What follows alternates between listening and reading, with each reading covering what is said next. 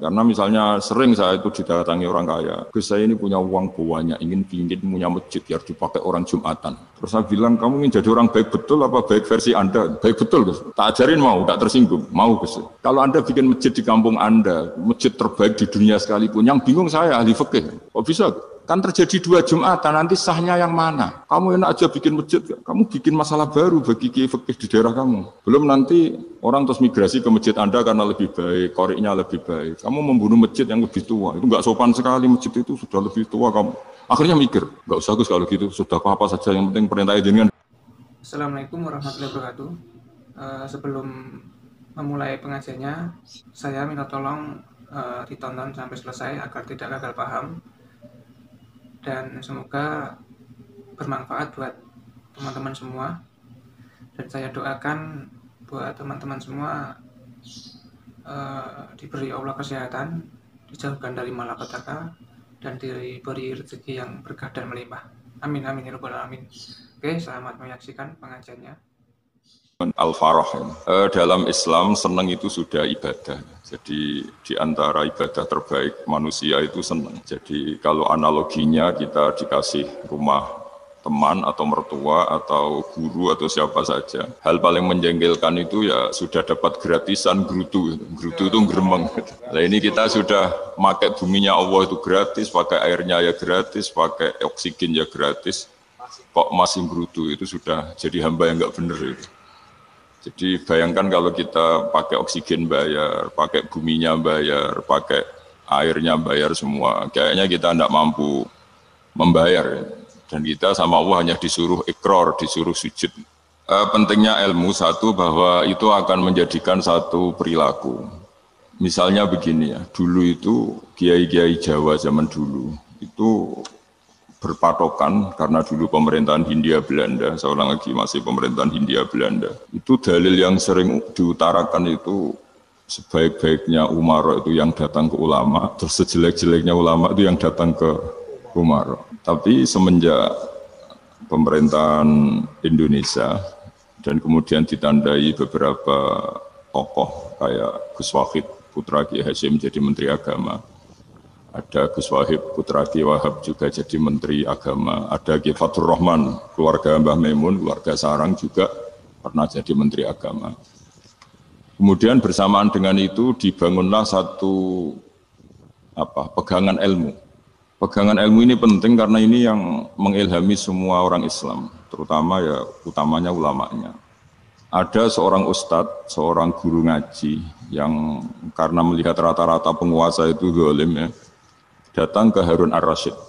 Ini perlu disemak, datang ke Khalifatullah atau Amirul Mukminin Harun Ar-Rasyid.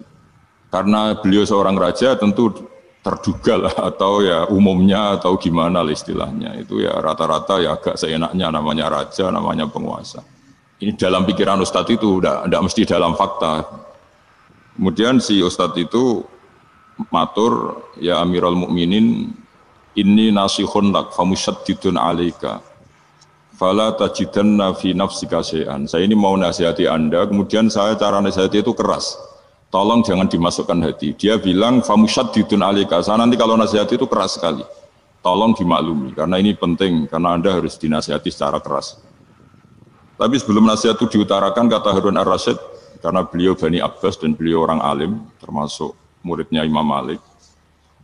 Kata Harun Ar-Rasyid, uskut, kamu diam Ustaz. Inna Allaha ta'ala arsala man huwa khairun minka ila man huwa syarrun minni. Wa ma'adhalika yaqulu Allahu ta'ala faqula lahu qawlan layyinan la'allahu yatadzakkaru aw yakhsha. Jadi ini sekaligus etika dan norma ya bagi semua dai di Indonesia dan semua kita. Wahai Ustadz kamu diam. Allah Ta'ala itu ngutus orang yang lebih baik ketimbang kamu, yaitu Nabi Musa, ke orang yang lebih jelek ketimbang saya, yaitu ke Fir'aun. Itu saja harus pakai etika faqula lahu qawlan layyinan. Kamu harus ngomong yang halus. Jadi intinya ini Harun Ar-Rasyid komplain. Kamu itu kalau jadi ustadz ngaji kira-kira gitu. Jadi betapa baiknya orang dulu memahami Quran. Jadi Quran itu dibaca, kemudian kita mungkin baca terus jadi cerita. Mungkin ada yang baca jadi perilaku, ada yang baca kemudian itu mengilhami, membentuk. Nah kira-kira itulah yang membentuk kiai-kiai alim di NU, di beberapa pesantren maupun orang-orang alim di luar NU. Asal apa ya ngajinya dan bacanya seperti kita, pasti seperti itu. Karena cara berpikir tadi sudah. Jadi akhirnya si Ustadz tadi keluar dan minta maaf, anta a'lamu minni. Ternyata engkau lebih alim ketimbang saya. Jadi kalimat famusyaddidun alika, saya akan keras cara memberi nasihat. Itu yang diket, yang dipotong, yang dibatalkan atau yang diralat oleh Khalifatullah Harun ar-Rasyid. Yaitu dikatakan inna wuha ta'ala arsala man huwa khairun minka ila man huwa syarrun minni. Yaitu Allah mengutus orang yang lebih baik ketimbang kamu, yaitu Nabi Musa, ke orang yang lebih jelek ketimbang saya, yaitu Fir'aun. Itu pun harus faqula lahu qaulal layinan. Cara berdakwah harus dengan kata-kata yang halus, yang lembut, yang indah. Dan dengan kata-kata itu diharapkan la'allahu yatadzakkaru aw yakhsha. Semoga yang didakwai menjadi ingat. Sehingga dengan kemampuan ilmiah seperti ini menjadi pegangan bersama bahwa kita sebagai dai atau sebagai tetangga atau sebagai sama-sama warga Indonesia, bawaan kita memang harus faqula lahu qaulal layyinal la'allahu yatadzakkaru aw yakhsha. Kemudian dalam disiplin ilmu yang lain, halus itu tidak kuat. Angin itu ya halus, tapi kalau di manage itu jadi kekuatan yang dahsyat. Begitu juga air dan sebagainya. Sehingga tidak perlu khawatir terus kalau dakwah halus itu tidak punya efek yang signifikan. Tidak juga. Allah Ta'ala itu pengelola angin. Angin itu kekuatannya dahsyat. Sehingga Nabi Sulaiman dikasih kekuatan angin dan bisa terbang kemana-mana. Kemudian sekarang jadi teknologi yang banyak memanfaatkan angin. Mulai rem, mulai apa saja. Sehingga dari cerita saya ini kemudian terus kiai-kiai itu membentuk dakwah termasuk di ekonomi dengan cara yang rileks. Nah cara rileks itu satu tentu dimulai dengan ilmu. Misalnya begini, saya beri contoh. Ketika ada orang melafadzkan kalimat la ilaha illallah, tiada Tuhan selain Allah. Kemudian kalimat ini mungkin kalau orang NU baca itu rutin ya, karena kiainya kelamaan ya yang ikut sambil tidur. Ya. Kalau tahlil itu disebut kiai tertentu itu mesti yang belakang, wah suwi itu kalau kiai itu lama itu. Nah kiainya juga karena jadi lakon ya, kan lebih semangat karena pegang mic. Biasanya gitu di NU itu. Kalau khotib mesti semangat karena yang pegang mic, yang dengerin mesti ngantuk karena monoton. Gitu. Karena yang mendengerin sudah tahu, pasti nyuruh baik, meninggalkan yang jelek. Jadi ilmunya sudah disimpulkan dulu. Setiap yang tidur di masjid mesti tak tanya, kenapa tidur? Ilmunya tidak ada perkembangan, Gus. Nyuruh yang baik, meninggalkan yang jelek. Tapi kalau ilmunya agak ada perubahan kan, dengar semua pasti nyuruh yang jelek, meninggalkan yang baik. Karena watak manusia itu agak-agak suka fitnah, itu suka geger. Tapi kalau monoton itu mesti enggak itu. Tapi yang menjadi pegangan kita, saya ulang lagi, itu ilmu dulu. Saya ulang lagi itu ilmu dulu. Saya berkali-kali menyontohkan, kalau ada orang kafir, orang yang tidak bersyahadat 70 tahun, kemudian dia bersyahadat sekali saja di akhir hayatnya. Itu kata Allah, qulil ladzina kafaru iyyantahu yughfar lahum ma qad salaf. Katakan ke mereka yang kafir, jika dia mau bersyahadat, itu masa lalunya diampuni semua. Sehingga kedahsyatan kalimat ini luar biasa. Orang yang kafir 70 tahun saja, barokahnya la ilaha illallah ini, dosanya bisa diampuni semua. Nah kemudian karena ilmu ini tidak begitu populer atau kurang dipopulerkan, atau kita sendiri kurang menghayati, sehingga la ilaha illallah itu lebih dianalisis, cara lafadz ini, pelafatannya ada sanadnya enggak ya gitu. Terus cara melafatkan bareng-bareng seperti itu, ada tumpengan ini bid'ah enggak ya. Jadi pertanyaannya sudah tidak tentang keramatnya atau sakralnya atau fadilahnya la ilaha illallah, tapi sudah macam-macam. Dan cara seperti ini ada hadisnya enggak, legal enggak, terus ada sanadnya enggak.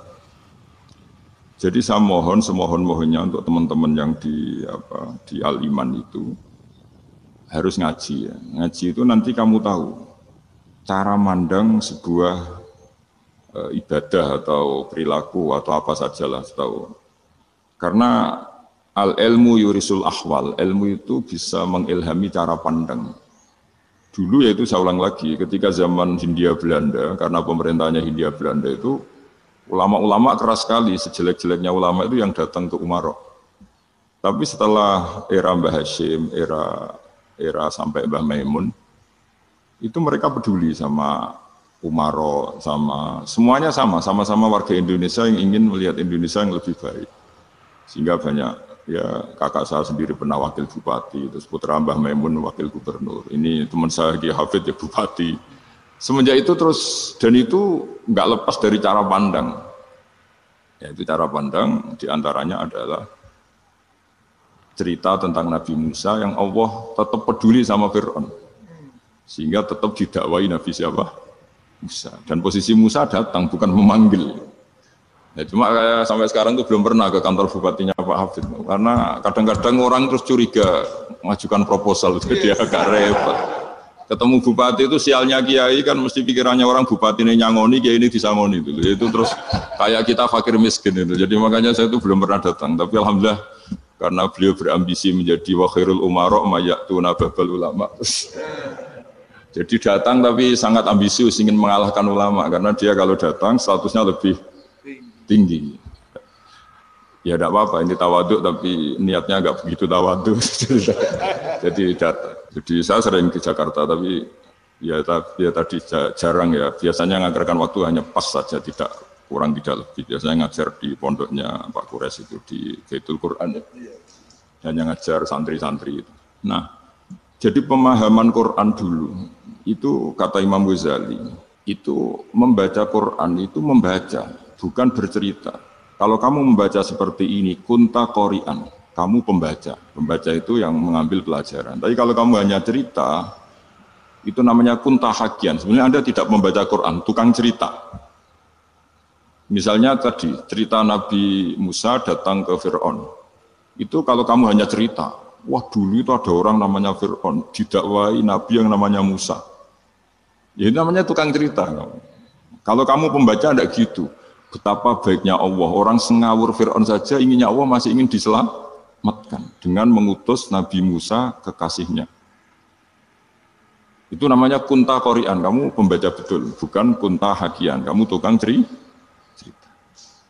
Begitu juga seterusnya tentang Quran ayat-ayat seterusnya.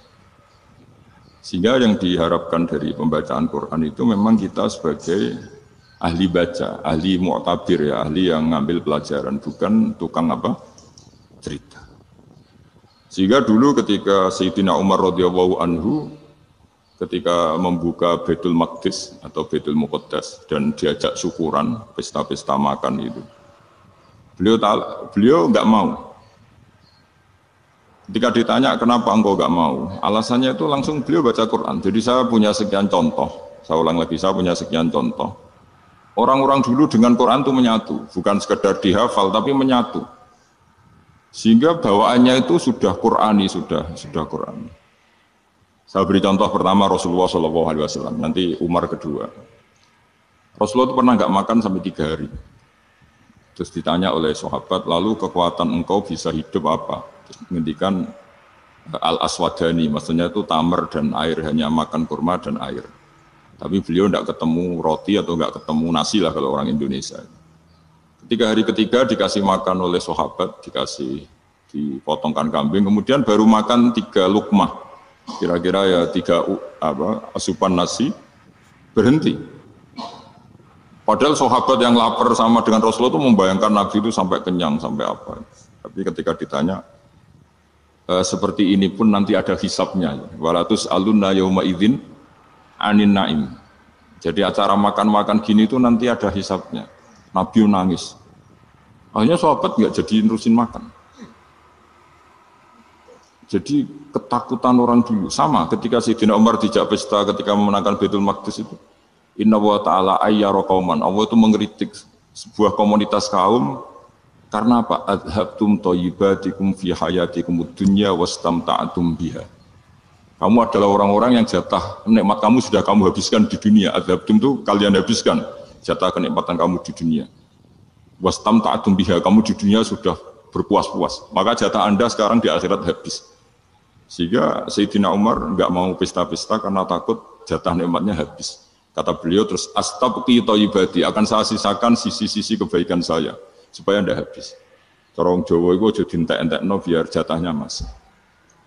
Sehingga di dunia kiai itu ya meskipun saya akrab bupati, akrab mungkin wakil gubernur, saya itu ya jarang ketemu. Karena kalau orang Jawa bawaannya ketemu ya makan-makan, guyon-guyon. Nak keterusan ras mlebu swarga. Makanya saya pastikan Pak Yusuf Mansur kesini tidak akan saya jamin, biar aja, biar jatahnya masih. Jadi ini bukan karena saya bakhil, biar jatahnya masih. Ya, jadi itu ilmunya kiai. Nah, efek dari ilmu ini dahsyat. Kalau Anda berpikir tentang nasib Anda di akhirat, nanti bawaannya juga tidak akan mudah menyalahkan orang lain, tidak akan menghakimi orang lain karena sibuk dengan dirinya sendiri, tapi tidak dengan makna egois, tapi makna orang baik itu siapa? Orang yang sibuk dengan aib pada dirinya, dengan kekurangan pada dirinya, saking sibuknya mikir aibnya sendiri, tidak sempat mengoreksi aibnya orang lain. Itu awal ilmu.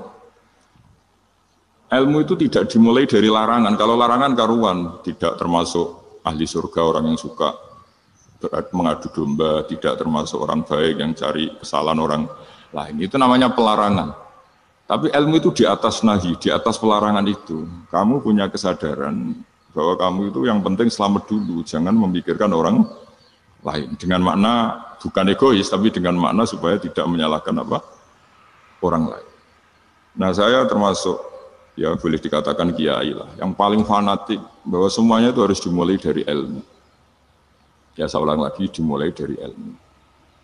Nah, dari sini kemudian saya berharap Indonesia menjadi damai, menjadi baik. Itu bukan karena kita baik-baik banget, ya tidak mungkin kita ada nabi, tapi karena sudah sibuk dengan memikirkan kesalahan diri sendiri. Sehingga misalnya kita baca Quran, Rabbana dzalamna anfusana, lalu kita langsung ingat betapa hubungan kita dengan Allah itu harus ikrar dulu, merasa dolim dulu, merasa salah dulu. Nah, kalau semua orang merasa salah di depan Allah itu mesti bawaannya enggak mudah menyalahkan orang lain, karena kita bilang Rabbana dzalamna anfusana. Nah, itulah ilmu-ilmu yang mungkin banyak pembaca Quran tapi hanya baca, atau kalau baca ini tok disebut al-haqi, ahli cerita. Yang dibutuhkan itu al-qari', pembaca kemudian mu'tabir, kemudian mau beriktibar. Seperti yang dilakukan tadi Harun Ar-Rasyid tadi. Inna wa ta'ala arsala man huwa khairun minka ila man huwa syarrun minni. Wa ma'adhalika yaqulu wa ta'ala faqula lahu qawlal layyin. Kamu tidak usah memaksakan musyaddid keras sama saya, karena Allah Ta'ala telah mengutus orang lebih baik ketimbang kamu, yaitu Nabi Musa, ke orang yang lebih jelek ketimbang saya, yaitu Fir'aun. Itu saja harus beretika, faqula lahu qawlal layyinan la'allahu yatadzakkaru aw yakhsha. Dan alhamdulillah bawaan kita sebagai orang timur atau orang Jawa itu kalau mau ngandani orang itu halus sekali. Di antara bentuk kehalusan kata-kata diceritakan di ayat lain ketika Nabi Musa ketemu Fir'aun. Dawuhnya begini, fakul apa itu yang di juz 30 yang juz di juz 30 ini yang bagian dari, kan tadi hanya fakul lahu qawlal layyinan. Lahu qawlal layyinan itu bentuknya apa? Ya, bentuknya apa? Itu Nabi Musa disuruh ngendikan sama Fir'aun. Apakah kamu mau saya nasihati? Fakul halaka illa anta zakka. Halaka itu pilihan, hal itu istifham, laka itu otoritatif. Jadi betapa santonya kalimat itu, fakul halaka illa anta zakka. Jadi kalau dimaknani model Pak Hafid, model saya ngaji di sarang itu, halaka onoto iku kedue sira, berhak bagi kamu, berhak bagi Anda, apakah Anda berhak loh mendapat nasihat supaya Anda jadi orang yang lebih baik. Halaka illa anta zakka. Jadi tidak kalimat perintah, tapi kalimat pilihan.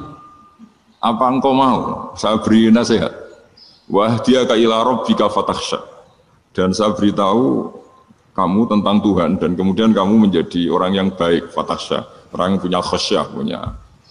Jadi kayak apa kalimatnya itu? Napa jenengan kersa? Itu kalau orang Jogja, orang-orang daerah-daerah yang berada nyugui tamu itu kan, ayo makan-makan, itu kan kayak tamunya itu kelaparan. Masa Pak Yusuf Mansur kelaparan? Tidak mungkin kan. Masa Ustaz terkenal kelaparan kan tidak mungkin itu. Monggo, nopo jenengan ngersakno. Karena bisa saja tamunya itu tidak kerso, mungkin karena darah tinggi, mungkin karena takut dianggap fakir miskin, macam-macam kan orang enggak.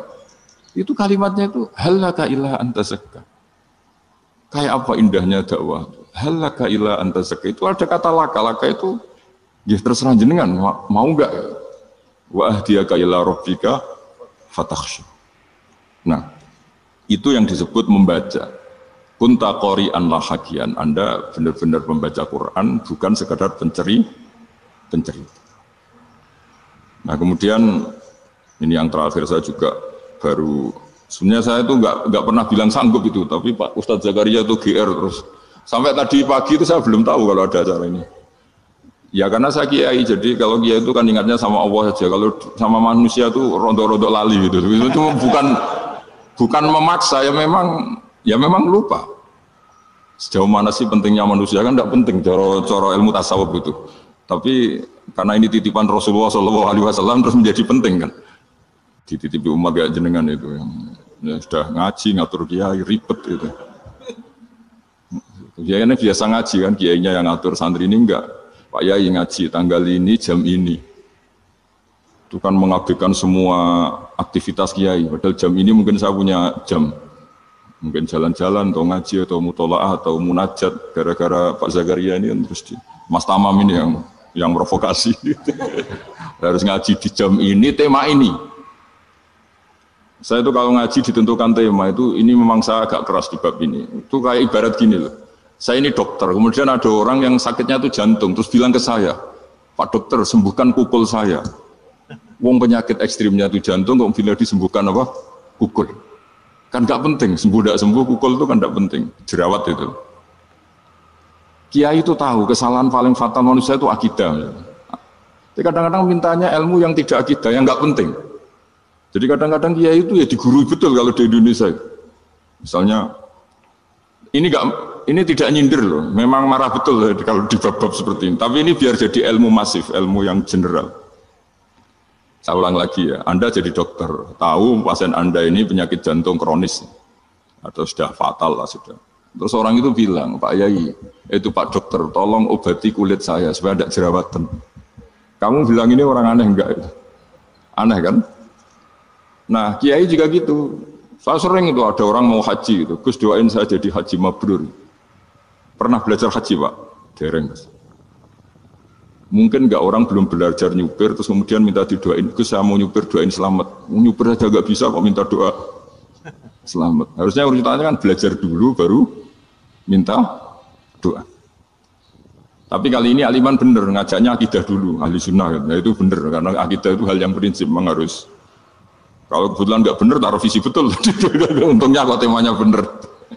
Jadi saya mohon ke seluruh orang-orang yang mau ngaji ke kiai itu tema itu biar yang milih kiai supaya tahu prioritas yang harus benahin. Jangan tema yang kita yang milih, jangan-jangan tema yang kita pilih itu tidak mendesak atau tidak penting. Ini bukan apa-apa, ini saking ingin baik saya ya, keinginan baik saya supaya dulu zaman sahabat ya gitu. Kalau ada pertanyaan salah sama Nabi dibenerin, cuma Nabi terlalu bijak. Cara benerin tuh enak. Kalau saya karena tidak Nabi saja ya agak-agak kasar kan. Kalau tidak Nabi tidak wajib bener terus. Yang wajib bener terus itu Nabi. Saya beri contoh. Nabi itu ngendikan tentang kiamat. Kiamat itu dahsyat, mengerikan gini-gini. Kalau pikirannya orang kampung itu begini. Nabi ini aneh. Cerita kiamat dahsyat tapi nggak ada tanggalnya, nggak ada tahunnya. Harusnya ada dong, biar kita bisa persiapan. Sehingga Nabi disomasi di tengah-tengah khutbah itu, ya Rasulullah mata sa'ah. Nah, karena ini orang Bedui, Nabi nggak dengerin, mas diulang lagi. Mata sa'ah ya Rasulullah. Ketika Nabi mengabaikan itu ada dua kelompok sahabat, yang satu bilang lam yasma, Nabi tidak dengar sehingga mengabaikan. Yang kedua bilang sami'a wa kariha, Nabi sebenarnya mendengar tapi tidak berkenan. Tapi diulang lagi ketiganya, ya Rasulullah mata sa'ah. Akhirnya Nabi jawab, mau tidak mau, karena kalau enggak ya dia, namanya orang Bedui ngomong terus. Nabi balik tanya, ya karena cara berpikir dia kalau kiamat itu jelas kapannya kan bisa persiapan itu. Paling enggak pas mau kiamat, terus pas ngaji Quran, apa kan bisa persiapan itu. Akhirnya Nabi balik tanya, ma'at tatalah. Kalau kamu berani tanya kiamat, lalu persiapan kamu apa? Ya, terus orang itu bilang masyhur tuh, ma'adatullah kabira sholatin wala siyamin wala kadza wa kadza walakinni uhibbuka. Saya sebenarnya tidak punya persiapan ya Rasulullah, cuma persiapan banyak puasa ya enggak, banyak sholat enggak, tapi saya mencintai engkau. Terus masyhur itu jadi hadis paling legenda, almar'u ma'aman ahabba, sebagian disebut anta ma'aman ahbabta. Ini kata semua sahabat yang di masjid. Si Bedui ini orang paling dibenci sahabat karena mengganggu Nabi saat khutbah. Tapi akhirnya ini menjadi orang paling dicintai sahabat karena barokahnya itu hadis itu keluar secara terbuka. Almar'u ma'aman ahabba. Sebagai riwayat yuhsyarul mar'u ma'aman ahabba. Nanti orang akan sowan sama Allah bersama orang yang mereka cinta. Itu sahabat-sahabat fama farihu ba'dal Islam farahahum bihadal hadis. Mereka tidak pernah senang setelah masuk Islam sesenang hadis ini. Karena kita tidak perlu soleh-soleh banget, cukup menyintai orang apa? Soleh gitu. Makanya saya sekali bilang itu ya, kadang-kadang saya jadi orang alim itu ya rugi. Ruginya tadi. Misalnya untuk menjadi orang alim kan harus hafal Quran, ngaji Bukhari, Muslim, Ikhya. Ternyata pengumuman kedua orang nggak bisa apa-apa. Gelombang kedua, para pecinta. Waduh, itu kan repot. Jadi kita yang jadi orang alim susahnya bukan main. Ternyata disaingi pengumuman kedua dan para pecintanya. Wah itu kan. Akhirnya ketemu orang-orang nggak jelas tadi. Nah itu ya termasuk farah dalam Islam, farhatul aibin. Jadi senang itu di Islam itu ibadah. Ya, kul bi fadlillah wa bi rahmati fa bidzalika falyafrahu. Senang itu diperintahkan Allah. Saya itu sering di kamar, kadang itu nyun sewu kayak gatelan gitu, apa itu. Ya agak kukur-kukur terus merengut saja malu. Malu saya itu dilihat Allah kok kayak agak ridho itu malu. Ya kayak tadi lah, kamu dikasih rumah gratis, kemudian pas yang ngasih datang, kamu kelihatan cemberut itu, yang ngasih kan mangkel. Jadi dikasih gratis masih cemberut. Sama hubungan kita dengan Allah itu semuanya dikasih gratis. Makanya tabassum, senyum itu ibadah. Kita yang nekuni ilmu hadis. Betapa hebatnya Nabi ngendikan, kalau kamu tidak bisa ibadah yang berat-berat, cukup ibadah senyum. Kadang ngendikan tol qati wajhin, kamu cukup berwajah yang indah, yang menyenangkan. Tabassum, senyum. Kalau kamu tidak bisa membalas jasanya orang yang ngasih, minimal kamu senyum, minimal kamu kelihatan senang. Gitu. Makanya senang itu sudah ibadah. Dan sekarang orang untuk senang aja susah. Karena bawaannya nuntut orang lain supaya kayak keinginan dia, bawaannya nuntut, ya ribet. Kalau gitu ya ribet. Makanya saya bilang al-ilmu yurisul ahwal. Ilmu itu diperkuat. Nanti yurisul ahwal, ilmu itu akan membentuk Anda. Dulu beberapa raja itu ya mau luhur karena jadi raja, punya apa saja. Tapi punya penasihat ulama, itu ya nasihat itu sederhana. Ada seorang raja tanya ke kiai, gimana dengan semua kerajaan saya? Wah, padahal dia punya apa saja. Jenengan miskin sekali, itu kerajaan seluas ini. Kok bisa aja? Terus ditanya sama si ulama tadi, andaikan Anda di padang pasir, kemudian kalau tidak minum segelas air itu mati, apakah Anda akan membeli segelas air ini dengan semua kerajaan Anda? Oh iya, pasti apapun saya lakukan untuk mendapat satu gelas air. Terus la tafrah bimulkin la yusawi syarbatama'in. Kamu jangan bangga dengan kerajaan yang nilainya itu enggak sebanding dengan segelas apa? Air. Akhirnya raja itu mikir, saya tidak jadi raja bisa hidup. Tapi kalau enggak minum air, mati. Berarti penting satu gelas air. Akhirnya lama-kelamaan ini nganggap kerajaan itu biasa, ternyata enggak sepenting segelas air. Ya seperti kita lah, misalnya orang enggak punya alpat itu enggak malu. Tapi kalau enggak punya celana itu malu. Kamu mau punya alpat tapi enggak punya celana? Kan enggak mau. Yaitu ilmu. Ilmu itu yurisul akhwal. Ilmu akan melahirkan satu perilaku. Jadi kalau ilmu Anda mantap, pasti syukurnya juga mantap. Gitu. Ya makanya saya termasuk kiai yang selalu mendorong pentingnya ilmu. Bahkan kata Sufyan Ats-Tsauri ngendikan saking pentingnya ilmu ada kata fa'lam annahu la ilaha illallah, dimulai kata fa'lam. Dan saking pentingnya ilmu itu setiap nabi itu status permanennya itu hanya satu, mengajar. Rabbana wab'ats fihim rasulam minhum yatlu 'alaihim ayatik, membacakan ayat-ayat Allah sampai wa yu'allimuhumul kitab, mengajarkan kitab wal hikmah. Bahkan Allah sendiri wasofa dzatahul aliyah bi annahu al-muallim. Yaitu Allah ngendikan Ar-Rahmanu 'allamal Qur'an. Jadi betapa hebatnya pengajar. Allah sendiri mensifati dirinya itu Ar-Rahmanu 'allamal Qur'an. Allah itu Maha Rahman yang mengajarkan Quran. Di surat Iqra juga disebutkan Iqra wa rabbukal akram alladzi 'allama bil qalam. Jadi Allah mensifati dirinya sebagai pengajar. Kayak apa pentingnya mengajar? Karena al-ilmu yurisul ahwal. Ilmu ini melahirkan satu sikap. Pernah ada orang hartanya itu habis karena ngobati ibunya. Terus datang ke saya, dia sumpek karena hartanya habis ngobati ibunya. Terus dia bilang, Gus saya ini sekarang sudah miskin karena ibu saya sakit dan harta saya habis untuk ngobati ibu saya. Terus tak guyoni sama saya. Kon kepen pinter apa kepen goblok? Kepen pinter Gus. Ingin pinter apa ingin goblok? Katanya ingin pinter. Kalau ingin pinter bahasanya jangan gitu. Harta kamu itu masih di akhirat karena habis untuk ngobati ibu. Bayangkan kalau habis untuk maksiat itu habis betul. Terus dia mulai syukur. Alhamdulillah Gus, harta saya habis secara heroik karena untuk mengobati apa ibu. Sudah pinter dia. Akhirnya miskin sampai sekarang ya tetap pede saja karena masih punya tabungan di akhirat. Dan itu saya terinspirasi oleh ilmu juga. Jadi dulu Sayyidah Aisyah itu pernah nyimpan sepotong daging kambing. Disimpan untuk dimakan beliau. Karena beliau mau iftar ya, mau buka atau apa. Singkat cerita, karena bawaan keluarga Nabi itu sakhok, ada orang minta dikasihkan. Suatu saat, akhirnya kan habis. Terus Nabi tanya, yang daging tadi di mana? Habis. Terus Nabi cara menjelaskan itu indah sekali. Harta kamu itu baju yang kamu pakai, nanti ya rusak. Yang kamu makan, nanti ya ke WC. Wa tasaddaqta fa abqaita. Memang di semua riwayat itu pakai dhamir mukhatab mudzakkar. Meskipun asal-usul riwayat itu untuk Sayyidah Aisyah. Karena untuk umum. Yang kamu sedekahkan itu yang masih. Kamu jangan bilang kamu sedekahkan itu yang habis. Yang kamu sedekahkan itu yang masih. Misalnya saya punya uang 1 miliar misalnya. Terus pernah tak sedekahkan ke fakir miskin atau ke kiai atau ke pondok 100 juta. Itu yang mesti masih. Karena kadung di luar kekuasaan kita. Kadung lillahi ta'ala. Justru yang masih itu yang potensi nanti untuk hal-hal yang kurang positif. Semenjak itu orang sedekah itu begitu entengnya karena itu yang masih.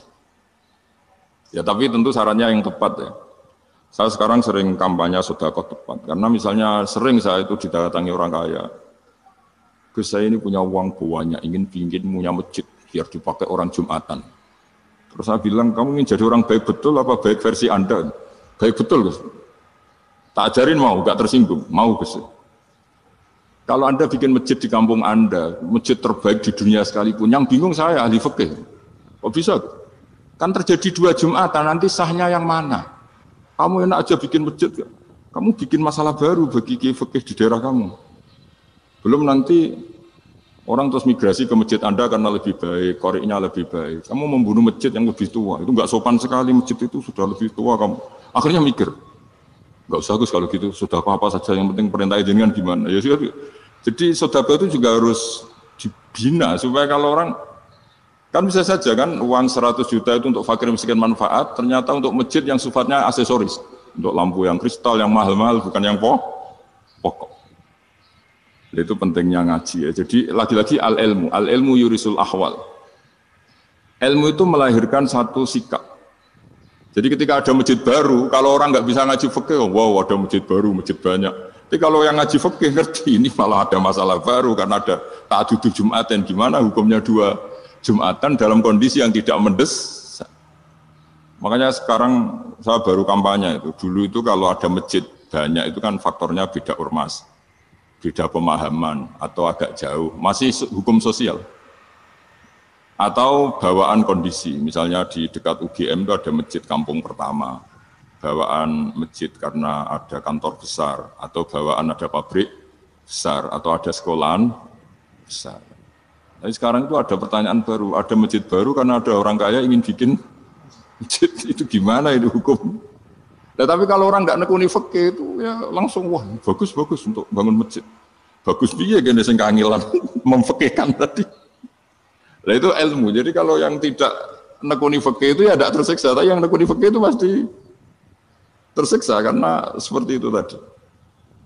Ya jadi saya mohon di antara cara kita dakwah secara damai itu dimulai dari Robbana Zolamna Anfusana. Itu dipakai Nabi, di redaksinya diganti Diganti dengan makna supaya kita per individu matur Allah, apa ini zulam tu nafsi zulman kabiron katsiron. Nah bawaannya orang mengaku zalim, mengaku salah itu kan sudah tidak sempat mikir salahnya orang apa lain. Dan dari sini kemudian dia jadi orang yang tawadhu, yang ubudiyah, yang macam-macam.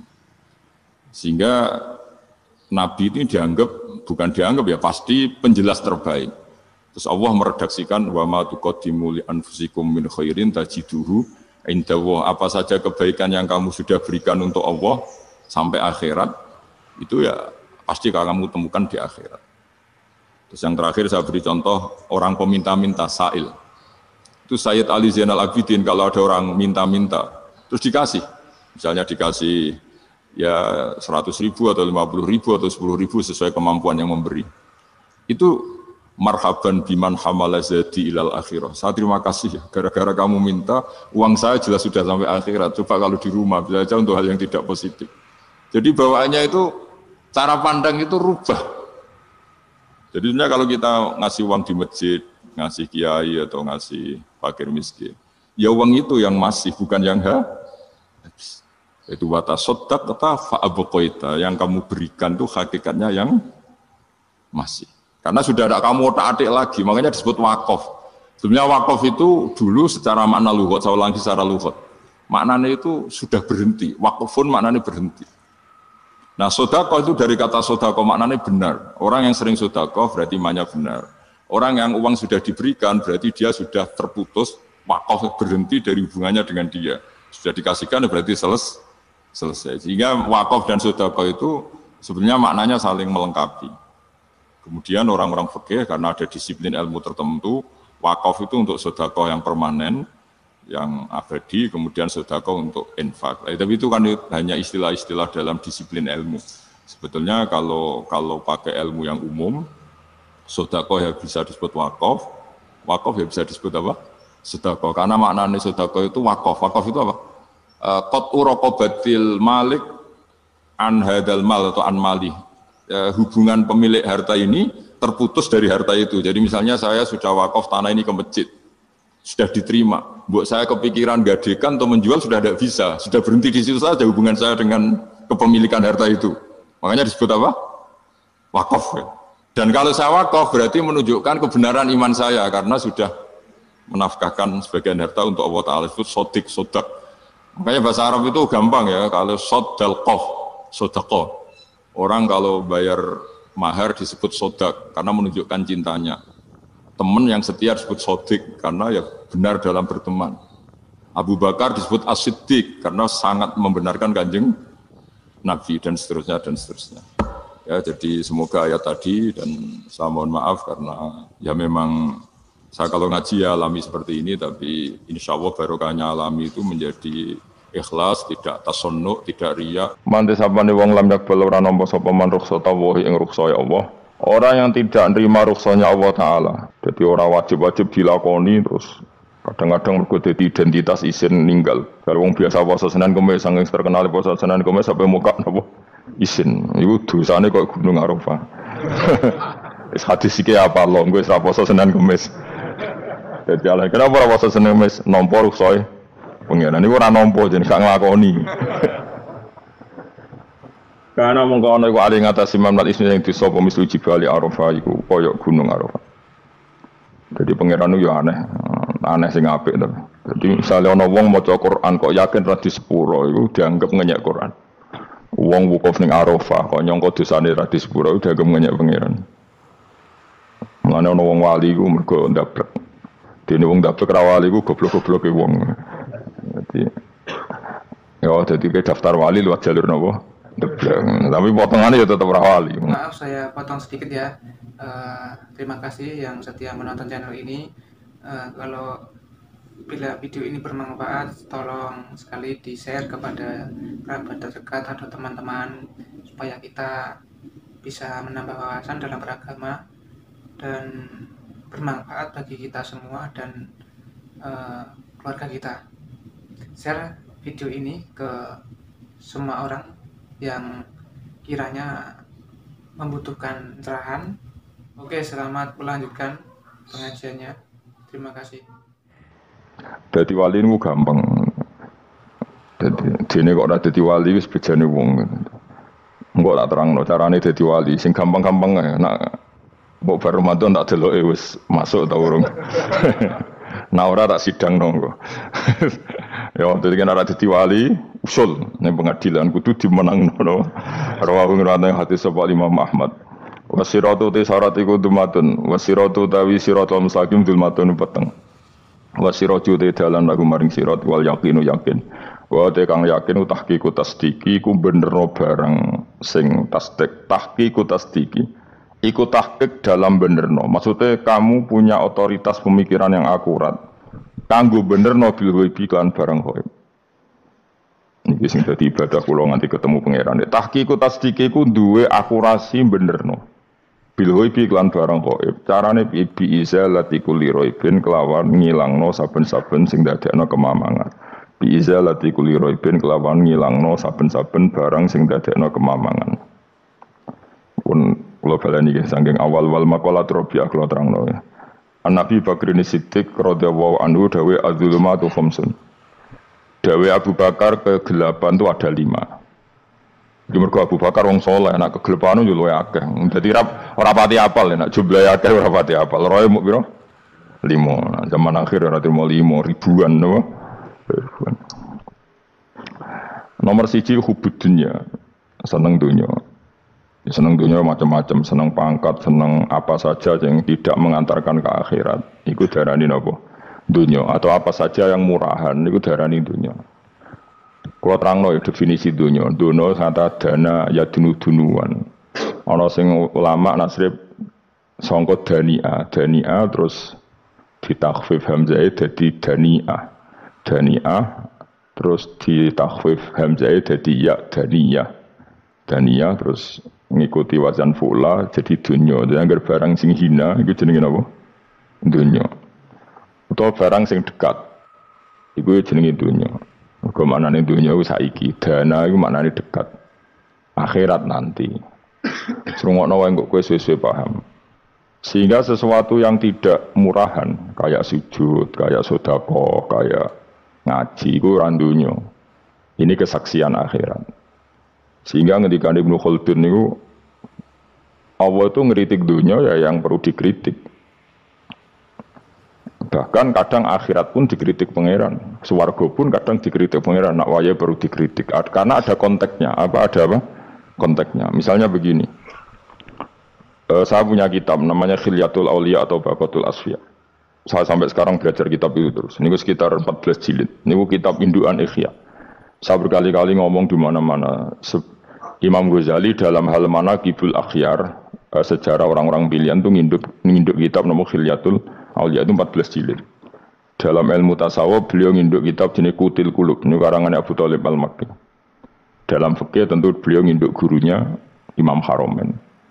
Dan memang kitab itu harus nginduk, kalau tidak namanya mukhtarik, bikin-bikin. Memang syaratnya ulama harus muttabi, dia hanya pengikut, tidak boleh kreasi. Kalau kreasi namanya bid'ah, bid'ah. Kalau terang, di situ ada cerita ada seorang sufi bodoh ngeritik dunia entek ngamak. Dunia wis ora ono benere, dunia ku nggon batang, pokoke dunia ku jifah batang. Sing berebut batang ya siap-siap rebutan mbek asu, pokoke ngomong wis tok ndi-ndi. Sayyidina Umar itu agak tersinggung dengan makalahnya orang sufi yang bodoh ini. Ya rata-rata orang sufi memang bodoh. Kecuali gelem ngaji fikih. Setelah ngomong ngalor ngidul dunia ku suwelek terus dene biasa lah wong sufi itu semilah dhewean terus orang lakoni popo, ngerti-ngerti lesu, kok mangan wae lesu, orang sufi kan gitu. Singkat cerita terus Umar agak marah tapi beliau masih bisa mengendalikan diri terus kata beliau, "Sal sayyidah." Sal hada sayyid. Kamu tanya hada sayyid, maksudnya sayyid dalam bahasa dulu itu ya orang terhormat. Dalam bahasa zaman era itu manane sayyid itu masih apa? Sadat maksudnya bukan Habib, bukan. Kalau dalam bahasa Arab dulu itu memang kalau Habib itu ya Nabi, kalau sayyid sadat itu sufia itu belum pasti maknanya apa? Habib ya tokoh-tokoh yang diikuti dalam apa? Makalahnya, dalam apa? Makalahnya. Terus kata Ubay bin Ka'ab, dan ini menurut saya benar sekali, dan kamu harus mengikuti Ubay bin Ka'ab. Dia adalah termasuk 6 sahabat yang dipuji Nabi min ahlil Quran, apa? Yang dipuji Nabi min ahlil apa? Quran. Kata Ubay bin Ka'ab, lalu Anda masuk surga karena apa? Lalu Anda masuk neraka karena apa? Lalu Anda dapat ridho Allah karena apa? Kamu itu bisa masuk surga lihadidar karena kenangan di rumah ini, maksudnya karena dunia ini, karena sujud kamu, karena kebaikan kamu. Itu di mana? Allah mereferensi amal kamu ya di dunia ini. Kamu masuk surga karena sujud kamu di dunia ini, nanti masuk neraka karena keangkuhan kamu di dunia ini. Fahadi dunya mi'yar, dunia ini adalah takaran. Semua referensi Tuhan tentang akhirat itu merujuk kelakuan kita apa? Di dunia. Sehingga kalau kamu masuk surga selamanya lama, itu ya karena kebaikan kamu di dunia. Maka jangan kritik dunia ini, karena dunia itu mahalu sujudika, mahalu ruku'ika, mahalu pokoknya dia marah-marah. Sehingga semenjak itu kata Ibnu Khaldun, orang tahu dunia yang dikritik adalah dari madatul kalimah daniyah, suatu yang murahan, apa? Yang murah. Sehingga kalau misalnya orientasinya itu kebesaran li'ilai kalimatillah, maka itu tidak termasuk dunia. Dan yang suasananya akhirat tapi motifnya adalah kasal, kemalasan, itu yang benar-benar dunia. Makanya Imam Syafi'i sering kritik tasawuf itu sampai ussisati tasawuf alal kasal. Ilmu tasawuf itu basisnya itu karena pemalas. Karena tadi misalnya begini, ini contoh paling gampang.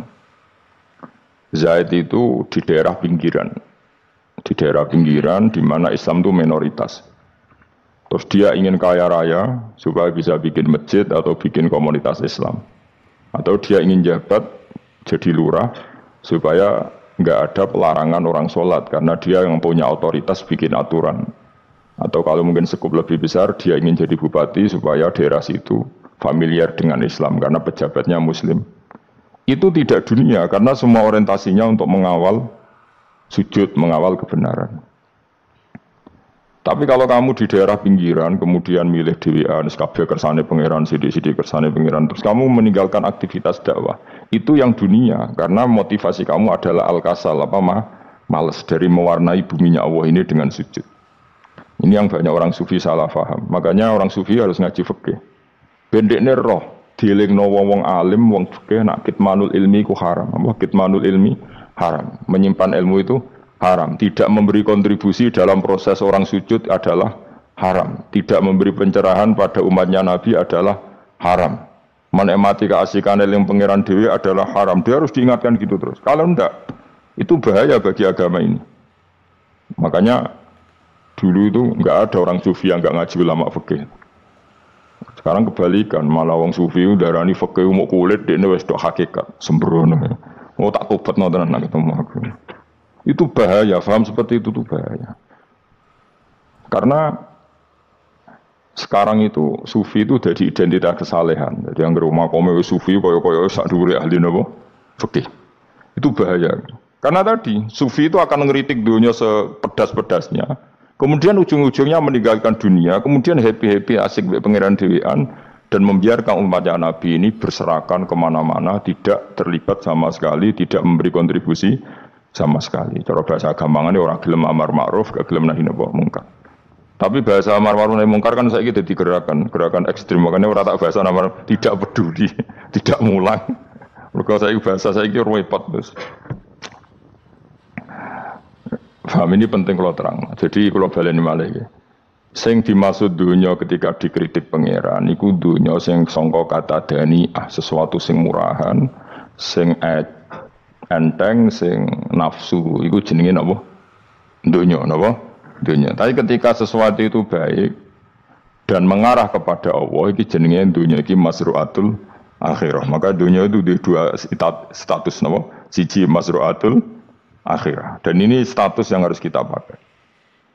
Makanya kata Imam Ghazali itu, kowe nak randi duwe sak penat-penate urip terus merasa enggak punya kenikmatan, datang saja ke kuburan dan yakinlah semua yang sedang mati keinginannya hanya satu, ingin kembali di dunia dan memperbaiki amal-amalnya. Berarti dunia adalah segala-galanya bagi orang yang sudah mati. Ya, orang yang sudah mati itu cita-citanya satu, la'ali arji, semoga kita kembali ke dunia. Untuk apa? Untuk membenahi semua kesalahan yang pernah dilakukan zaman ning dunia. Terus kamu ingat, fa'ana fid dunya, ya Allah, alhamdulillah sekarang masih saya di dunia. Artinya saya punya satu kesempatan yang diinginkan semua orang yang sudah mati di seluruh dunia. Tapi malah wali anu urip malah kepengen mati. Saking kakean kasus ini, apa? Kakean apa? Kakean kasus. Makanya di sini sirinya para rasul, para nabi itu sering donga, Allahumma tawil umrona, sehingga banyak orang soleh mendoa supaya panjang apa? Umur. Itu karena pas itu yang hadir adalah dunia dengan makna masru'atul akhirah. Tapi ada juga wali dan nabi kadang-kadang donga, ya Allah, jika sebaiknya saya mati, mati saja. Itu ketika tergambar dunia yang sudah murahan, yang sudah arogan, yang sudah tidak jelas. Maka dunia ini punya dua status sekaligus. Jika prospek bagi Anda untuk masru'atul akhirah, maka nikmati senikmat-nikmatnya. Tapi jika bagi Anda ini sudah menjadi ladang maksiat apa-apa, maka jadikan dunia ini tempat tobat. Karena akhirat itu nggak ada apa-apanya dibanding dunia. Jadi akhirat itu hanya mereferensi dunia, no? Mereferensi dunia. Ini penting kula aturno. Kadang-kadang sufi ku menyen goblok ora iso ngaji. Dia nganggep dunia be akhirat itu penting akhirat, tapi cara maknaninya salah. Lho kowe nganti ning akhirat mlebu swarga itu karena apa coba? Amal zaman di mana? Di dunia. Berarti penting mana dunia sama akhirat? Penting dunia karena akhirat mau efek, apa? Efek dunia ini yang pokok. Apa dunia ini yang pokok. Kalau Allah kan cara ngendikan tidak seperti itu. Allah cara ngendikan gini loh. Akhirat, maksudnya walal akhiratu khairul laka minal ula gini. Sesuatu yang berorientasi akhirat dan kemudian menjadikan kamu nyaman di akhirat itu khairul laka minal ula, itu lebih baik ketimbang dunia ora kok. Kowe nak ning dunia nak sepemelek ning akhirat apik ora ngarang ngono, nak ning dunia melek ning akhirat luwih parah. Kayak melaratmu cek ngene iki kan. Tapi kan cek iso ngopi, cek iso mangan tengkleng. Sebenarnya akhirat gak iso blas, dunyel-unyel malaikat ngawur. Gayamu bareng melarat iso ning dunya loro lah nek akhirat penak. Aku yakin ora luwih loro, tak jamin. Nguraine kan ketara nak. Keliru omongan aku ning dunya loro lah sementing nek akhirat penak itu ndak bisa. Kowe nyifati dunya nggon loro iku serapati ridho mbek pangeran. Berarti ketika iso ngopi ra syukur, ketika iso mangan ra syukur, anane nyifati dunya loro. Berarti rapati ridho mbek pangeran. Malah dibles-blesno sebenarnya. Pemenang nak pengurus akhirat aku tak tekek. Cuma aku lo pengurus ora sebenarnya. Tapi gak ada rencana daftar jadi panitia apa? Akhirat. Tapi kira rata syafaat dia biarno karena ini penting kalau terang. Makanya Imam Syafi'i masyhur makalah beliau tentang fikih dan tasawuf itu. Nggih saya kutip dan saya memang saya hafalkan terus makna teman. Faqihan wa sufiyan fakun laisa wahida fa inni wa haqqu wahi iyyaka ansahu. Terus kata beliau mensifati orang fikih fa hadza qasin lam yadhuk qalbuhu tuqa wa hadza jahulun kaifadul jahli yasluhu. Itu masyhur. Di dunia ini identitas di dunia kita, dunia ulama itu hanya dua. Kalau enggak sufi ya faqih. Kamu jangan jadi salah satu. Faqih adalah orang sing qasin, itu qalbuhu qasin, hatinya itu keras, hatinya atos. Lam jadu qalbuhu tuqas, gak ditakwa blas. Wong faqih ora ditakwa blas, gak diempati blas. Tapi orang sufi itu hadza jauh ini malah geblek blas, malah parah meneh. Sing sitok atos hatine sitok geblek dari Imam Syafi'i. Kena protes berarti Imam Syafi'i coba protes aku. Kenapa begitu? Misalnya gini orang fikih. Kalau bapak nyontohkan tuh gini. Orang fikih itu punya aturan, misalnya kalau rukuk tidak begini nggak sah, sujud kalau nggak begini nggak sah, sholat kalau tidak begini nggak sah. Oke, aturan itu baik. Tapi punya keangkuhan berpikir. Misalnya ada orang desa terbelakang, misalnya di pedalaman Gunung Kidul, Kulon Progo. Ada orang yang ditobatkan orang-orang sufi. Orang sufi itu ya serodok goblok-goblok itu, misalnya nobatkan. Enak wong fikir melok nobatno tapi tahu-tahu bilang ini sholatnya nggak sah, rukuknya nggak sah, Fatihahnya nggak sah. Dari sing sufi. Wah semane nobatno ora iso salat apa ora disahno. Si sufi ya goblok pisan. Ketika ngawal si ajudannya tadi salat, enggak dikawal. Sehingga banyak aliran di Jawa salat ala kali Jogo ya ono Fatihah mau meneng tok. Sitok sujud tok. Jadi ini sitok atas atine ora gelem bina tapi muni rasa. Sitok goblok ora tahu nerusno pembinaan. Akhirnya ya mandek ning satu kesalahan dan diwaris ya bergenerasi-generasi. Makanya kata Imam Syafi'i itu sitok goblok, sitok atas hati ini. Jadi, kamu jangan jadi salah satu itu. Makanya kamu aman karena kamu tidak sufi ya, tidak fakih. Makanya nggak masuk, nggak masuk yang dikritik Imam Syafi'i. Kamu sufi ya ndak, fakih ya ndak. Makanya kalau Imam Syafi'i ngeritik itu, tapi alhamdulillah saya ada dua-duanya. Ya ndak sufi, ndak fakih.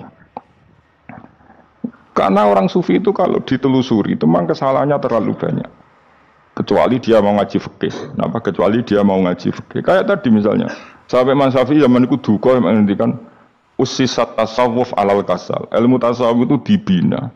Itu berdasar kemalasan. Loh, saya punya teman sufi banyak. Saya ini kiai loh. Punya teman sufi banyak. Tekon dengan kulo, Gus, dunia rusak. Sementing saat ini ngatah-ngatah istighfar.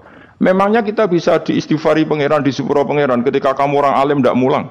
Memangnya kau iso di sepuro pangeran ketika kau sugih zakat?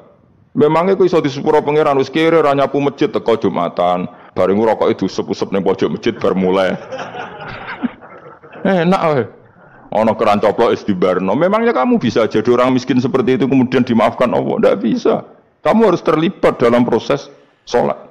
Wis kere ya urun gawe kran, misale orang ngono urun masjid ya nyapu-nyapu, sing sugih urun dhuwit, sing alim urun mulang.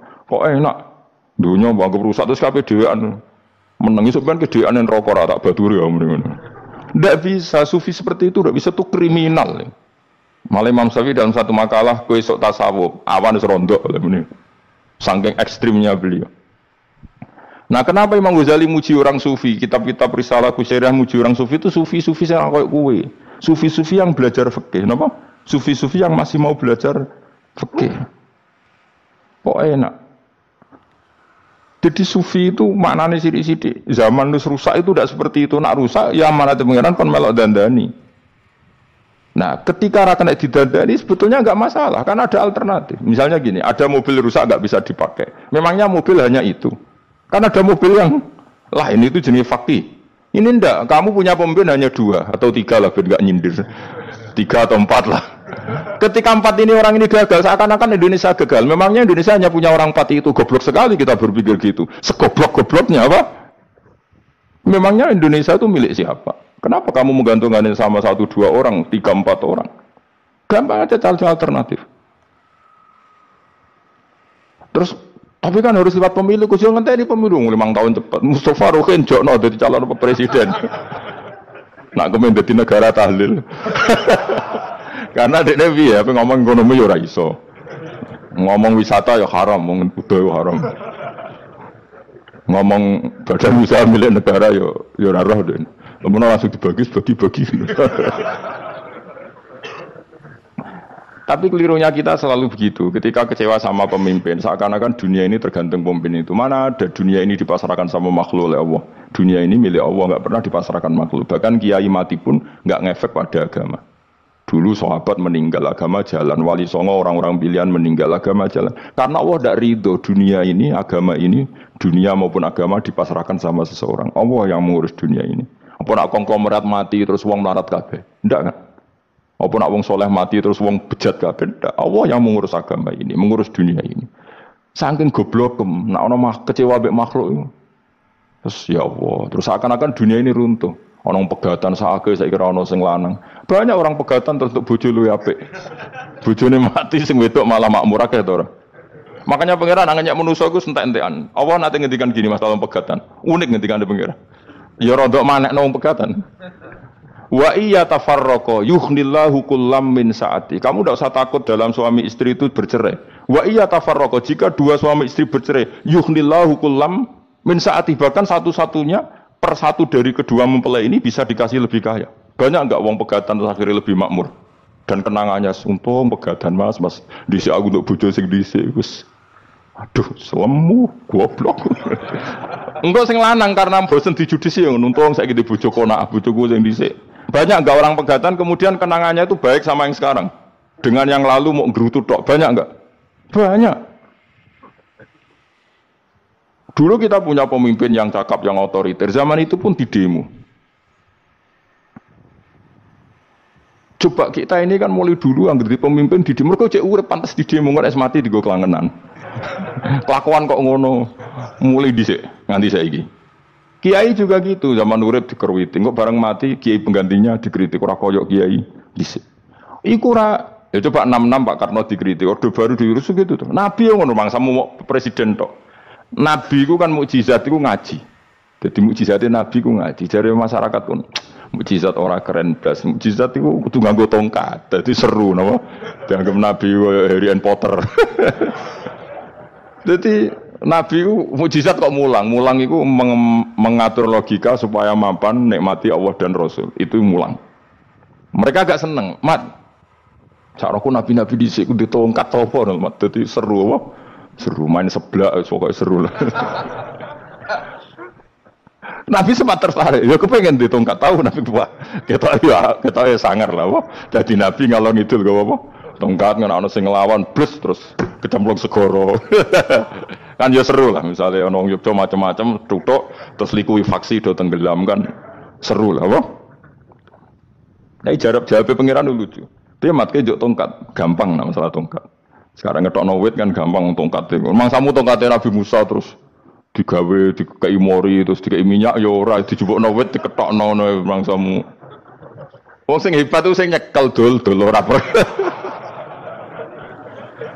Ya jajal tongkate Musa tak kena kowe. Iku ora ana pengaruhe. Wong saiki ning gone Turki digo tontonan ora piye-piye.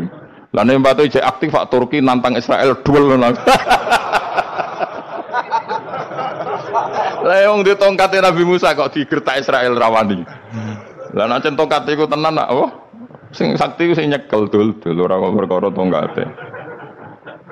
Nah cara kowe dhisik sono HP Nabi Musa ya luar biasa jare dhisik. Akhirnya Nabi Muhammad itu sempat kepengen jawab pengiran unik. Awalam yakfuru bima utia Musa min qabl. Matke kok gak eling apa zaman Musa nggo tongkat wong terus do iman. Awalam yakfuru bima utia Musa min qabl qalu sikhroni tazahara wa qalu inna bikullin kafirun. Apa zaman Nabi Musa itu terus wong do iman? Ya tetep komentar dari tukang sihir. Padha wae. Nggo mukjizat ora padha wae wong nek berdua ya tetep berdua. Zaman Pak Karno sing tukang ngeluh ya ngeluh, zaman Pak Harto tukang ngeluh ya ngeluh, zaman Mega sing tukang ngeluh sampai saiki sing tukang ngeluh ya wis nggo kegiatan. Kiai yang ngono. Kadang ada kiai saiki misalnya Surabaya zaman Mbak Arwani, Mbak Zubair. Memangnya zaman Mbak Arwani wong kudus ngaji kabeh. Mangsaku ya kelakuane wis ngono-ngono wae. Misale kula ya kadang ya wong komentar. Gus Bayu ora koyo zaman Bandur Salim. Lah aku wis dididik bapak, zaman Bandur Salim apa wong ya ngono. Engko bapak zaman Bandur Sam apa ngono sampai zaman Basunan Bunang misal. Ayo jajal. Masa wong Yogyo saiki ora kaya zaman Bali Maksum Mbah Munawir. Memangnya zaman iku wong ngaji kabeh. Ya ndak juga kan sarahku kiye nak ngaji sing ngaji wong ngono-ngono iku pancet wong iku. Itu pengalaman. Mulane ketika Nabi Muhammad kemudian dimujizat ke Nabi Musa jawab pangeran bi awalam yakfuru bima utiya Musa min qabl. Apa zaman Musa terus do iman mat. Padha wae kok masuk go tongkat ngalor ngidul ya. Biasa wae mat. Gak usah mujizat-mujizatan mulang wis enggak ada. Lho kula lho mau tawani pangeran mukjizat kok sing kadang misalnya kula mboten purun. Ya perkarane kok malah lucu. Nabi kalor ngidul go tongkat. Nabi Musa itu tongkate biasa kan sing kondang ku wonge. Lah saiki ajak ning Turki. Nek kata tenan jek top Israel tuntas ya. Suwabet terus likuifaksi tutup suwabet meneh dadi negara bebas wong Israel. Terus Rajab Tayyip manggon kono. Iku aneh-aneh begitu. Makanya penting, yang dikatakan mukjizat yo ngaji. Ngaji itu bisa membentuk yakin. Yakin itu bisa membentuk tahqiq. Nah caranya yakin gimana? Tak warai kena ben dadi wali. Wali sing jalur ilmu. Jalur melarat wis kowe luwih iso lah.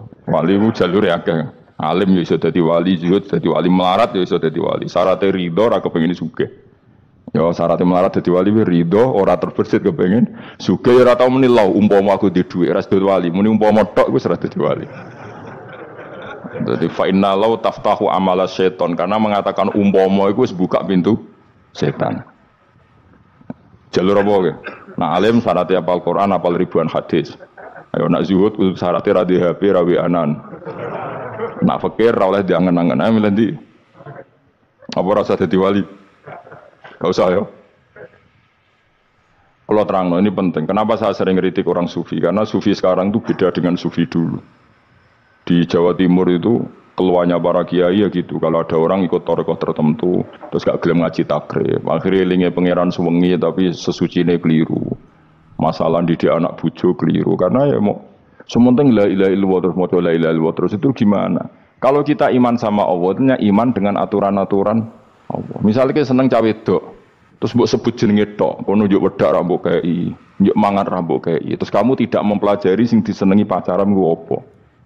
Seneng Allah itu maknanya seneng ketentuannya Allah. Allah yang murka itu apa? Kalau kita zina, kalau kita maling, ketika korupsi. Allah yang suka apa? Kalau kita sujud. Lalu syaratnya sujud apa? Harus dalam keadaan suci dari hadas besar maupun hadas kecil dan tempatnya tidak ada najis. Bahkan harus gitu. Itu senang Allah kok aman. Allah sewengi terus pingsan, kesemper, terus nak tepak terus darani wali. Nak darani wali ono salam template. Wah apa-apaanan. Lan cara bapak kula saking kerase. Lah wong darani wali nek melete keren aku jadi. Tak top aku jadi. Lah kok saged, Pak? Paling zaman akhir darani wali dadi gula, wong salah templek ngekeki dhuwit. Tapi nak wong alim darani wali ku sing dadi pinter akeh. Coba jajal lah saya. Nak ora percaya Ruhin mu'allimno nak sing wali, nak ora dadi gula mbek dhuwit. Ayo saiki umumno nak Ruhin iku wali. Reaksi masyarakat kira-kira piye? Salam templek terus sangat malam merek rokoke Ruhin. Misale rokoke opo ya terus ditukokno. Tapi umat dapat apa juga?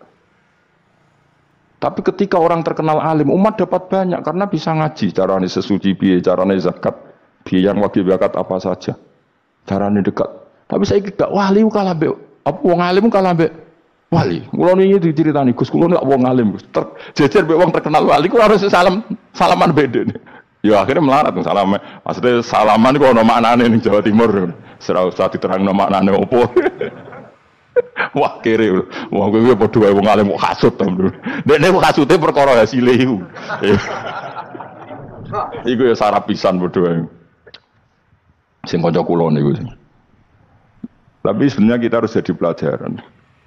Kalau ingat Allah itu ingat aturan-aturannya Allah. Terus keling Allah suwengi terus piye? Allah bikin aturan, kamu suwengi ning masjid itu ketentuan fikihnya kayak apa? Kalau istri kamu sakit, anak kamu sakit, kamu wajib ngurmat anak bojo dan itu juga perintah Allah. Terus eling Allah dulu nggak ada zaman Nabi seperti itu. Nabi itikaf sungi masjid tuh pikir wiridan, ya mulang biasa. Wiridan sekadarnya, habis itu Nabi yang ngajar biasa. Siapa yang tanya tentang haid, siapa yang tanya tentang ghanimah, siapa yang tanya. Jadi yas'alunaka 'anil anfal. Ketika mereka iskal, lalu ghanimah cara bagi gimana ya Rasulullah? Dibagi wa'lamu annama ghanimtum min syai'in fa'lillahi khumusahu wa lirrasul 1/5. Ada yang tanya lagi, wa salunaka 'anil makhid. Istri saya cara ngakad tidak normal ya Rasulullah. Kadang-kadang over, terus disebut itu istihadah apa? Ditanyakan. Ada yang kaya usul, ya Rasulullah duit kula kathah, lalu tak kasihkan siapa? Ya salunaka madza yunfikun. Ora kok terus eling pangeran sungi-sungi terus do ngantuk, bariku keturu. Bariku makan-makan ora ono ngono. Coba, jika seseorang terkenal wali itu paling untung udekne. Ini bukan kritik kan. Memang harus dikritik. Sing kritik aku enak kowe kualan, kowe ra wali kok ngritik wali. Kowe cuma melok-melok. Karena apa? Kita ini syafaqatan di hadil ummah, kita kasihan umat ini mencintai kiai, kemudian tidak dapat apa-apa dari kiai itu. Caranya apa ya? Kita mulang. Makanya Rasulullah itu masyhur kan di sebuah hadis, sama cari di Muqaddimah Majmu', di Muqaddimah Ihya, hampir semua kitab ulama top itu menceritakan hadis ini. Nabi ke masjid, ada satu kelompok yang nangis-nangis donga, ada sekelompok yang mulang fikih. Mulang itu yes, iki halal, iki haram, iki sholat begini enggak sah, ini sah. Pokoknya mulang aturan-aturannya pengiran. Nabi ngadeg, kemudian Nabi bilang gini, kilakuma ala khairin, dua kelompok ini sama-sama baik. Tapi apa yang terjadi? Amma haula fayatuna waha, mereka adalah kelompok-kelompok yang minta sama Allah, insya'a ajaba wa insya'a la. Kalau Allah menghendaki ya disembadani, kalau enggak ya enggak. Tapi ini kelompok yang membicarakan hukum-hukumnya pangeran, pasti Allah ridho.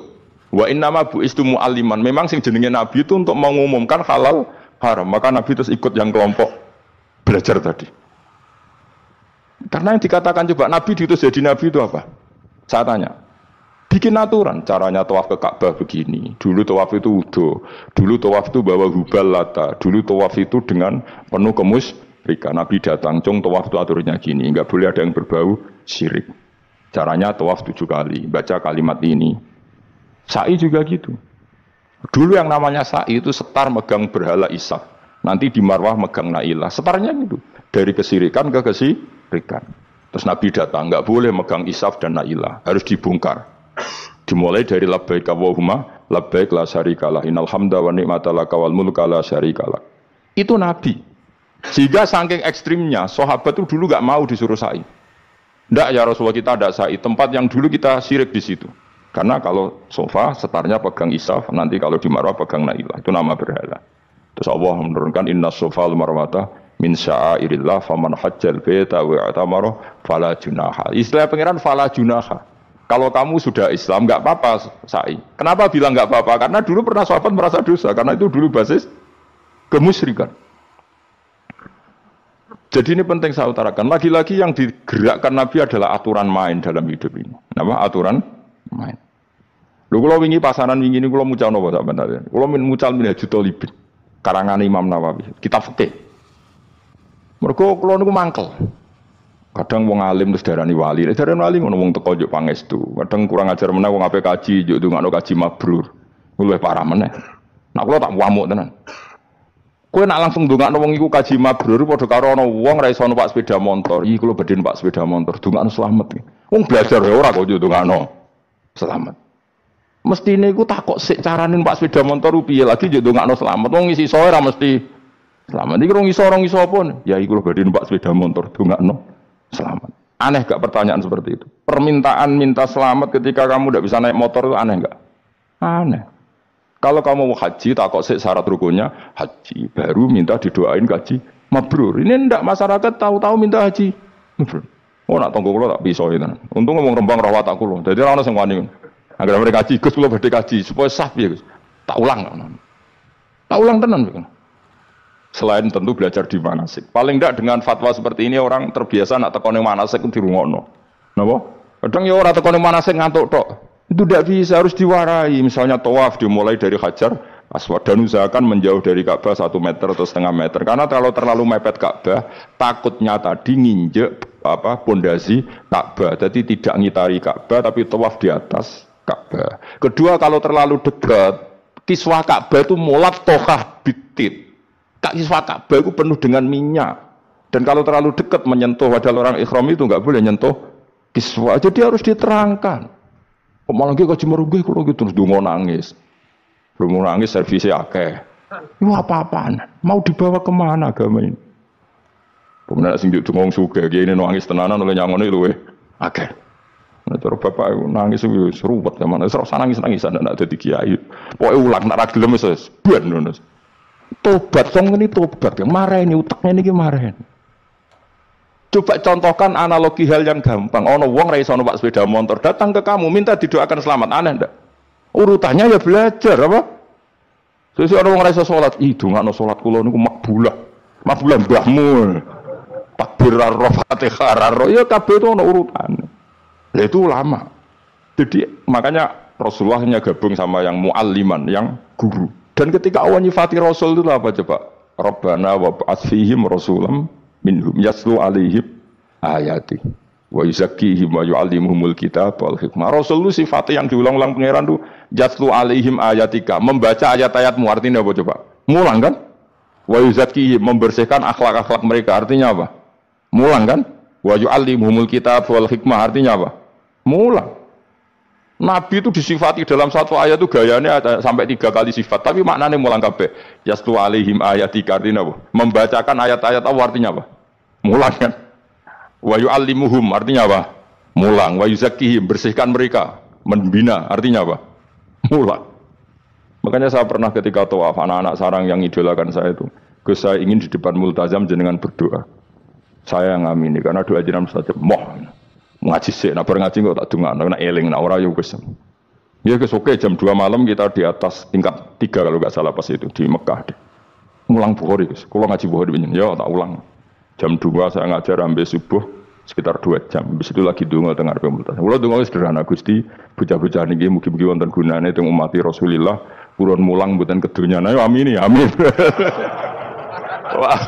Padahal di antara mereka ketok ana sing donga ben rabi, perkara wis tuwa. Ayo kula dongane ya Allah, ini di depan multazam semoga anak-anak ini manfaat umatnya Kanjeng Nabi purun mulang, purun nopo-nopo teng masyarakat. Wes iku tok amin, amin pun ber. Karena itu yang saya bisa tanggung jawab di depan Allah Subhanahu wa Ta'ala. Coba kamu berani enggak di depan Allah terus kayak ngomong dunia. Karena hanya mulang yang bisa mengantar manusia mencintai Allah dan Rasul. Coba barokahnya kabeh kiai darani harame zina. Berapa juta orang yang tidak berzina gara-gara dawuh para kiai nak wong zina sok ben dakare dikuwetok, virgine ditunjuk malaikat. Entah cara ngulang gimana, cara tahdir gimana terserah gayanya kiai masing mungkin Mustafa nyontokno payudara di guantung, wong dene jorok bener. Dadi nek Ruhin luwih pinter meneh dakare apa dikuwetok. Barokahnya tahdir seperti itu berapa juta orang yang kemudian tidak zina. Berapa orang enggak jadi rentenir gara-gara cerita para kiai. Berapa ribu juta orang yang enggak bodoh nih mergo apa dari ilate coba digunting malaikat. Ini kan sudah kebaikan yang sudah masif. Kenapa tidak kita tiru? Lalu ada gerakan wong tekone masjid mesti jeleng Allah tok terus gak jelas ilinge iku perkara apa? Lu kalau itu selingan enggak apa-apa Kang ya 1 jam, setengah jam. Liyane iku ya tetap dibelajarkan halal haram. Ya, tapi kalau mereka bilang, lah tapi kalau mboten saged ya nyewa kan ono wong nganggur-nganggur Ruhin Mustafa kan iso disokon mulang mabadik fikih. Ojo nyewa aku wis gede larang. Ini kan murah 200.000, 300. Lho kula ora narep lah wong kan wis rawani nyangoni sithik. Jare Mbah Mun resiko gak seneng gede. Wis salami templek kadung ra pantes. Salami sithik lho kadung gak pantes. Mulane ajane kiai ngundang kiai cilik ae. Kiai gede ku resiko. Ya misalnya mulang fikih ngongkon aku. Wong wis sepakat. Nah, kowe kan sangoni 200 kan pantes kan ya. Kowe piro Mas? Nyoro. Mulai dari bangun kiai cilik itu tak bangel sugih. Kalau nak kiai gede, wong nyalami templek sidik ya isin. Nak kiai cilik itu ya biasa wae. Padahal sing iki luwih butuh. Ya sakit, yen kiai cilik ya sakit. Tapi salah ilmu nerangun tapi akhirnya ya stok kono wae makome stok. Ya saya ulang lagi ya. Makanya kritik kita pada sufi itu bukan karena kita benci orang sufi enggak. Kecuali mereka mau belajar fikih. Dulu tuh biasa ulama top sufi ngaji kiai fikih itu biasa. Kiai fikihnya ya ngaji ulama. Dulu kan Imam Syafi'i sehebat itu kamu kira ndak ngaji tasawuf? Ya ngaji ya biasa sama teman-temannya tasawuf kecil-kecilokan. Sama tak cerita Imam Syafi'i itu punya teman dekat namanya Syaiban Ar-Ra'i. Itu nak kecil-kecilokan fikih lucu. Kira rasa tersinggung sebagai partai fikih ya rasa tersinggung biasa. Imam Syafi'i itu sering dolan dengan Syaiban Ar-Ra'i. Dia ulama sufi. Sampai muridnya gremeng, mislu katas al-hadal bati. Sak jenengan takok wong desa ben. Jadi Imam Syafi'i ben. Takok aneh kan. Mata qulu fi zakat. Zakat cara kowe piye? Dan Habib Umar Hafid itu suka mengutip perdebatan Imam Syafi'i, dialog Imam Syafi'i dan Syaiban Ar-Ra'i. Saya juga suka karena saya sering melihat itu di Ihya di beberapa kitab ada. Mata qulu fi zakat. Zakat menurut kamu gimana? Ala madzhabi atau ala madzhabi? Menurut madzhabku apa madzhabmu? Jare Imam Syafi'i. Ya cara madzhab lah, madzhabku wis roh dhewe. Lha apa takok kowe? Ya rada cangkem elek tapi lucu, Dur. Nak cara aku ya zakat itu wajib kanggo sapa wae, cek kere, cek sugih ya kabeh wajib zakat. Lah terus aturane pangeran piye? Mosok wong kere wajib zakat. Lah apa melarat mesti dunyane halal. Ya iya sih, tapi yo mosok wajibna zakat. Ya bener jare takok. Nak cara aku sebenarnya ono bener, saiki aku takok. Wong melarat iku dunyane mesti halal to. Saiki misalnya ono lapangan ning desa terus ono dangdutan mbok pengajian mbok hol. Mau tuku rafiat tok. Terus digo parkir, lapangane sapa? Aku takok. Lapangane sapa? Sak desa kan? Modene tuku rafia terus koyok berhak sing untuk duit kok parkiran. Lah nek alasane lho aku fakir, apa fakir sak desa kowe tok? Mestine kullu faqirin fitil qaryah untuk saham. Ya ora. Soal dene sing kerja untuk paling akeh lah mergo tuku apa? Tapi nganggo lapangan tanpa pamit sak desa terus koyok paling kuwasa. Hasilnya piye jajal kan? Misale kowe Malioboro ana lapangan utawa apa? Alun-alun utara selatan. Terus kowe mau modal tuku rafia mbok parkir. Iku milkul amah apa milkuka? Jawab. Milkul amah berarti semua orang berhak. Paling ora berhak sandi mbek Pak Jokowi mergo sugih. Terus hasilnya mbok bagi wong melarat sak desa apa mbok pek tok? Jawab, gak usah izin biasa wae. Lha iku hasil sangka harta bersama apa sangka donyam dhewe? Ayo jawab. Kok terus kok mulai dari apa nak wong melarat donyane mesti pemenah wong melarat engkek tukang gasap. Misalnya Ruhin dadi kondektur bis. Sing numpak kanca Jalalain itu separuh digratisi gak mbek Ruhin kira-kira. Digratisi. Bise sapa itu? Kere engke. Ya ta ora. Mboten kok sambayar santai mawon, santai biyahmu. Utawa melarat supir Ruhin nggawa rentalan mobile wong. Terus aku ape lunga, aku tak derekno santai. Iku gak sabto ora. Wong ra melok duwe kok nyilai. Wong melarat dosane ya agak belajar seven roh cara pendapat kula napa pendapat jenengan? Ya cara pendapat nak pendapat kok wis roh. Wong melarat lah wajib zakat. Nah iku jenenge wong sufi. Wong sufi sing roh fikih. Jare Imam Syafi'i sakjane sufi yo ngene iki, sufi waras iki maksudnya wong sufi tapi cek roh fikih. Jadi misalnya kowe melarat terus Jumatan kok wudu mikir iki banyune sapa? Sing bayar listrik sapa? Urun 2.000 atau 3.000 paling enggak ya make itu ya urun. Ora tambah sufi tambah juga alasan melarat. Oh, kewajiban suge-suge melarat bagian ngerusak wae. Bareng kerane putung anggar didakok ngono wae. Kondo panitia masjid, Pak, kerane rusak, Pak. Semare wong sugih do medhit, mulane masjid rusak, Pak. Mergo melarat lah ya medhit. Lho melarat yo akeh dosane masa melarat terus. Saya contoh gampang ngelola parkir aja coba. Itu lapangannya siapa? Lapangan umum apa edikne? Kok iso terus wae edikne mau urun apa coba? Rafia gini. Rafia udah hasilnya Rafia gue rusak gulung. 10.000. Biro? 5.000. Untuk biro kan? Sewengi misalnya ada dangdutan. Untuk biro mus. Untuk nak biro 500.000 untuk bangsal. Terus duit 500.000 songko mentasarupkan lapangan. Iku idene tau sak desa. Tapi selama ini sudah berjalan anggap baik. Orang terus yang melarat dodimu. Jadi ngajine Gus Baik dibagi ya mari fitnah ya ora ngono. Mau aku cerita ben roh dosane ngono. Kok dadi gerakan apa? Wah, mari fitnah kok chaos Indonesia. Maksudnya ben ngerti hukumnya pengiran, apa? Paling enggak gelem istighfar, apa? Gelem apa? Istighfar. Ada soal wong liya tak mau cek mentolo melarat tok doyak-oyak.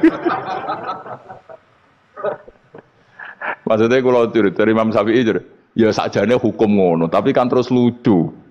Aku iki dari Imam Syafi'i, aku iku qadhi, mosok wajibno zakat wong melarat kan yo dadi aneh. Lah terus mustahike sapa nek wong melarat dhewe muzaki. Jare saya penaruh iya mau jare takok. Tapi akhirnya lucu. Dua beliau akhirnya. Terus dari Imam Syafi'i, ya fikih ngene iki sing marai atiku bener. Aku iku fikih pemerintahan ya zakat iku ditarik wong sugih, dikekno wong melarat. Nek sing melarat zakat mergo ngrasa dunyane syubhat ki alhamdulillah. Mulane dhisik iku wong nak nyifati pangeran, nak nyifati wong apik piye? Alladzina yunfikuna fis sarra wadharra. La fakih wae sing wajibno infaku fis sarra. Nah cara Quran ya ora wong apik alladzina yunfikuna fis sarra wadharra. Pas seneng ya sedekah, pas dorok melarat lah ya sedekah. Ya terus akhirnya kelop. Tapi Imam Syafi'i kan fakih pemerintahan kan gak mungkin memaksa wong melarat zakat. Kirilah ya tukang ngemel zakat. Itu kan jeruk makan apa? Jeruk. Sehingga terus ada disiplin ya, ada muzaki, ada mustahik, itu cara fikih. Tapi nak cara tadhirul mal, ya cara tadhirul mal nyucekno donya wong melarat lah ya donyane akeh sing ora suci. Dan kula suwun nggih zakat. Ya saya kira demikian. Assalamualaikum warahmatullahi wabarakatuh.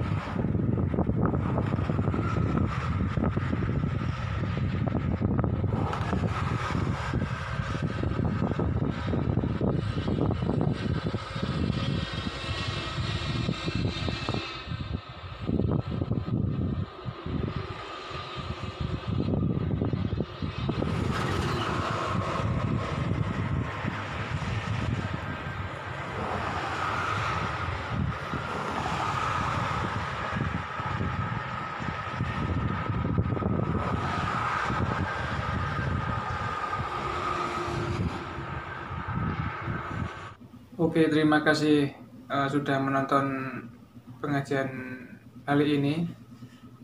Semoga bermanfaat. Jangan lupa share ke teman-teman atau kerabat terdekat. Dan sampai jumpa di video selanjutnya.